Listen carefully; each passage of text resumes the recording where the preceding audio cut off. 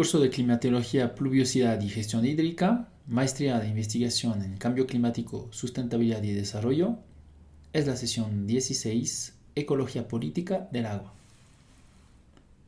Con este video empezamos la última parte, el último capítulo de nuestro curso, que va a abordar aspectos que más van a tener que ver con las instituciones y las dimensiones políticas que enmarcan los flujos de agua y su manejo.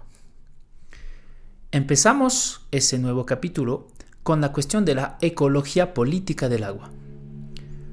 La ecología política es un campo de conocimiento que nace alrededor de los años 80, un poco como la economía ecológica, y se plantea una serie de objetivos acerca de, para decirlo de manera sintética, la distribución desigual del acaparamiento de la naturaleza y la distribución desigual de las consecuencias del acaparamiento de la naturaleza. En este video les quiero presentar, en primer lugar, los grandes principios o ejes fundamentales a partir de los cuales se plantea trabajar la ecología política.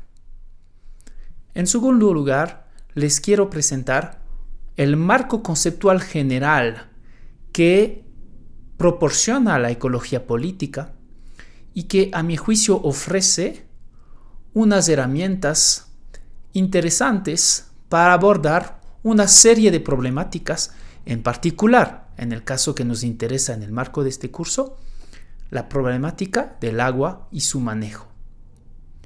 Veremos una aplicación de este marco conceptual a la noción de territorio hidrosocial, una noción que abordamos en las lecturas asociadas a la presente sesión.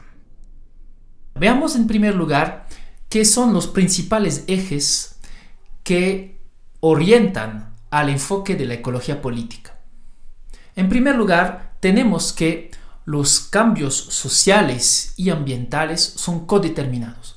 En otras palabras, la ecología política va a manejar una relación sociedad-naturaleza que va a ser dialéctica, por oposición a una visión asociada al naturalismo bipolar. En segundo lugar, la ecología política va a considerar que se produce el ambiente, es decir, el espacio que rodea y dentro de los cuales los seres humanos, los grupos humanos, las sociedades humanas se mueven, actúan, viven, pues son espacios producidos y que van a depender de un conjunto de condiciones relacionadas con el entorno político, económico, histórico, sociocultural, etc. Va a haber una gran determinación social del espacio. En tercer lugar, y tal vez desde el aspecto más importante, la ecología política va a considerar que la relación entre sociedad y naturaleza, la producción del espacio o del ambiente, si quieren, es mediado por las estructuras de poder. Y va a ser mediado por unas estructuras de poder que tienden a ser desiguales y a producir desigualdades. En otras palabras, la producción del ambiente es todo menos neutral. Va a ser políticamente situada y en este sentido vamos a tener grupos humanos de la población que necesariamente van a perder y otros que van a ganar en esa producción del ambiente, en este ordenamiento, si quieren, del ambiente socialmente determinado. ¿Quién va a perder? ¿Quién va a ganar? Estas van a ser dentro de las preguntas más importantes que se van a plantear la ecología política. En cuarto lugar, tenemos que las estructuras sociales que median la producción del ambiente, pues van a estar asociadas a, por ejemplo, estructuras de clase, estructuras determinadas por el género, por la etnia, estructuras coloniales, estructuras generacionales. Pues todas estas estructuras sociales van a determinar quién gana y quién pierde. Y en ese análisis de quién gana y quién pierde, en la capacidad de aprovechar del ambiente, la capacidad de aprovechar de la naturaleza, en ese análisis de quién gana y quién pierde, tal vez en los efectos y las consecuencias del aprovechamiento de la naturaleza, por ejemplo, la contaminación. La ecología política se va a plantear al analizar estas dimensiones, estos procesos, tomando en cuenta estas estructuras de poder. Y va a plantear la ecología política que no se puede analizar quién gana y quién pierde sin tomar en cuenta estas estructuras sociales. En 5 lugar, ya que la producción del ambiente, la producción del espacio, va a ser un proceso sumamente desigual, necesariamente vamos a tener conflictividad social. Parte del enfoque de la ecología política es estudiar, caracterizar estos conflictos sociales. ¿Quién son los sujetos principales de estos conflictos? ¿Cómo actúan? ¿Qué reivindican? ¿Cuáles son las relaciones de poder que se establecen entre los diferentes actores involucrados en estos conflictos? Y para terminar, en 6º lugar, tenemos que la ecología política va a buscar establecer las instituciones que van a ser las más adecuadas para apuntar a sociedades menos desiguales, para apuntar a sociedades humanas en las cuales existe un aprovechamiento compartido y más igualitario de la naturaleza. Sociedades en las cuales hay un padecimiento más compartido, menos desigual de los procesos destructivos de la naturaleza, por ejemplo, la contaminación. También se va a plantear estudiar lo que se entiende con sustentabilidad y cuáles son las instituciones que se tendría que establecer, construir para asegurar unas sociedades menos desiguales y, por supuesto, la producción de un ambiente más sano, menos destructivo, más respetuoso de los ecosistemas y sus lógicas. Ahora, una vez planteados los principales principios que lideran el campo de conocimiento que es la ecología política, les quiero compartir una síntesis que he elaborado a partir de una sumatoria de contribuciones en este campo de lo que, a mi juicio, puede constituir el marco conceptual de la ecología política. Ese marco es bastante general y permite, a mi juicio, abordar una serie de problemáticas asociadas a lo que le interesa a la ecología política. Por ejemplo, a partir del marco que les voy a presentar a continuación, se puede pensar la cuestión de los recursos, su escasez y su eventual agotamiento. En particular, los recursos acuáticos. Pero también podemos hablar de otros tipos de recursos, como son los recursos minerales, los recursos no renovables en su conjunto o también los recursos llamados renovables. También podemos pensar de manera más amplia en otras problemáticas, como por ejemplo la de la energía, como por ejemplo la de la salud o de la epidemiología, como por ejemplo la problemática del territorio y la producción de naturaleza. También podemos pensar la cuestión de los riesgos o de la vulnerabilidad, que es una cuestión bastante pertinente a la hora de estudiar las consecuencias del cambio climático. El marco que presento a continuación pues va a detallar una serie de dimensiones que me parecen pertinentes para estudiar estos tipos de problemáticas. Y más a continuación veremos cómo este marco se puede aplicar a la noción más específica de territorio hidrosocial. El marco es constituido de 5 dimensiones que propongo están dialécticamente relacionadas, es decir, hay una codeterminación mutua de cada una de estas dimensiones. Hablamos de la dimensión biofísica, de la dimensión tecnológica, la dimensión sociocultural, la dimensión económica y la dimensión política. Veamos un poco más en detalle a qué corresponde cada una de estas dimensiones.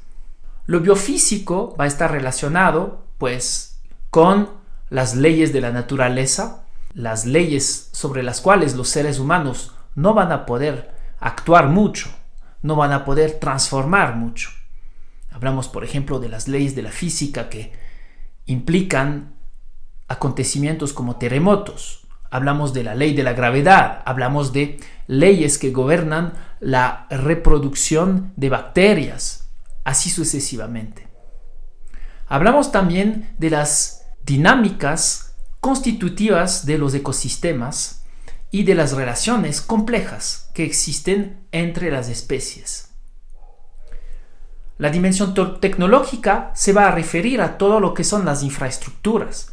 ¿Qué tipo de técnicas y de tecnologías se ponen en marcha en los territorios, en la naturaleza, para poder establecer, por ejemplo, un acceso a recursos, para poder controlar recursos, para poder tal vez mitigar algún riesgo específico? ¿Qué tipo de ordenamientos corresponde a estas tecnologías a nivel del territorio del espacio? ¿A qué tipo de innovaciones está asociado o dependen estas tecnologías?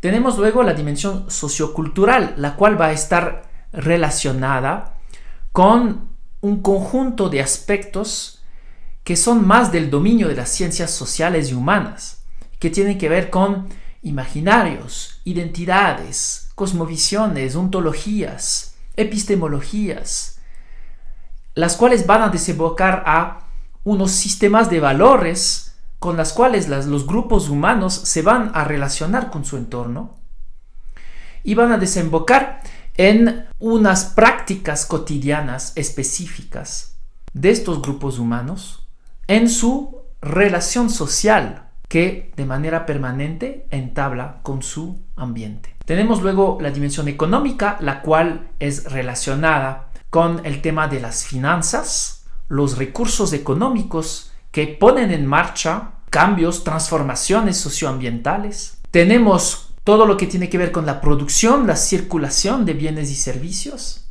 Y en nuestro sistema capitalista vamos a tener que tomar en cuenta el proceso de acumulación de capital y sus imperativos y sus lógicas intrínsecas. Para terminar, tenemos la dimensión política, la cual va a tomar en cuenta tanto la cuestión de las instituciones, de los sistemas de leyes, como la cuestión de las estructuras de poder. La cuestión de las relaciones de poder que se establecen entre los diferentes grupos humanos. El ejercicio de poder al cual están sometidos tal vez algunos grupos de la población en particular. Y vamos a tener la cuestión de los intereses asociados a los diversos grupos humanos en cuestión y las conflictividades sociales que se desatan. Tenemos que cada una de estas dimensiones están dialécticamente relacionadas, es decir, se codeterminan. Por ejemplo, una decisión en materia de política o de promoción de una nueva institución va a tener impactos sobre el comportamiento y las prácticas cotidianas de grupos humanos en particular. Recíprocamente, los grupos humanos, con sus prácticas, con sus visiones, sus ontologías, sus representaciones y concepciones mentales, van a determinar mucho el tipo de instituciones que se establecen. Y así sucesivamente tenemos relaciones complejas que se establecen entre estos diferentes ejes o dimensiones, si prefieren, que a mi juicio nos permiten pensar un conjunto de problemas desde una perspectiva compleja, problemáticas a las cuales grupos humanos van a estar expuestos, involucrados.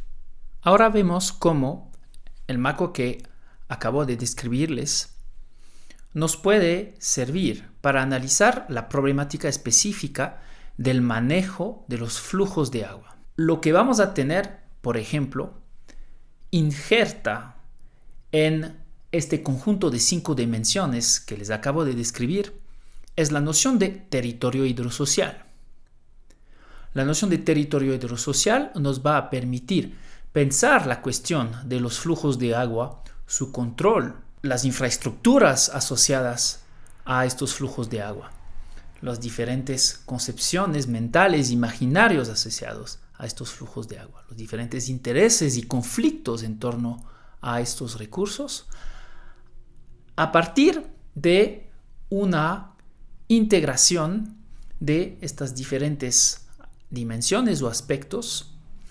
Y la noción de territorio hidrosocial va a pretender sintetizar estas diferentes dimensiones y la relación dialéctica que existe entre cada una de estas para pensar la cuestión de los recursos hídricos y su manejo. Si quieren, no se va a poder pensar la dimensión biofísica, por ejemplo, la cuestión de las cantidades y de la calidad del agua, sin pensar en la cuestión de las infraestructuras y la relación que existe entre cantidad y calidad de agua y los tipos de infraestructuras que se instalan por sobre los ríos, por ejemplo, o cómo se bombean los acuíferos. A la misma vez, la forma con la cual se construyen infraestructuras sobre ríos o los tipos de concesiones de aprovechamiento de recursos hídricos del subsuelo no se va a poder pensar sin tomar en cuenta la dimensión económica, es decir, la exigencia, tal vez de actores privados, de sacar ganancias al apropiarse del agua para, por ejemplo, llevar a cabo actividades agrícolas o tal vez para embotellar agua y luego venderla. Tampoco esta cuestión se va a poder pensar fuera de un entorno político que implica diversos sujetos políticos o grupos políticos presentes en un territorio dado donde estamos estudiando los flujos de agua. Tampoco vamos a poder prescindir de tomar en cuenta las eventuales divergencias de intereses que existen entre estos grupos y los conflictos que pueden surgir a raíz de acaparamientos desiguales de los flujos de agua. Tampoco vamos a poder pensar estos problemas sin tomar en cuenta un conjunto de aspectos tanto legales como institucionales. Y tampoco vamos a poder pensar estos problemas sin tomar en cuenta las diferentes concepciones y relaciones sociales que se establecen entre los grupos que van a intervenir en un territorio dado y el agua que ahí fluye o está presente. Por ejemplo, la construcción de una represa hidroeléctrica no va a consistir en solamente pensar en la cuestión tecnológica, sino que para pensar la cuestión de la construcción de una represa hidroeléctrica o las consecuencias de la construcción de esta, vamos a tener que tomar en cuenta un conjunto de aspectos que tienen que ver tanto con la dimensión biofísica, con la dimensión sociocultural, con la dimensión económica y con la dimensión política. Si es que no se toma en cuenta a la misma vez este conjunto de dimensiones que tienen una interacción compleja y dialéctica, nos va a faltar una parte y posiblemente eso puede desembocar en una, entre comillas, mala gestión del agua. Eso es un poco la lección que se puede tomar de esta noción de territorio hidrosocial, pensado como una forma de abordar el estudio de los flujos de agua en un territorio dado, su control, su manejo y la vocación, la razón de ser de el control de estos flujos de manera integrada y que evita, si quieren, enfocarse de manera exagerada o sobreexagerar la importancia de una u otra de estas 5 dimensiones.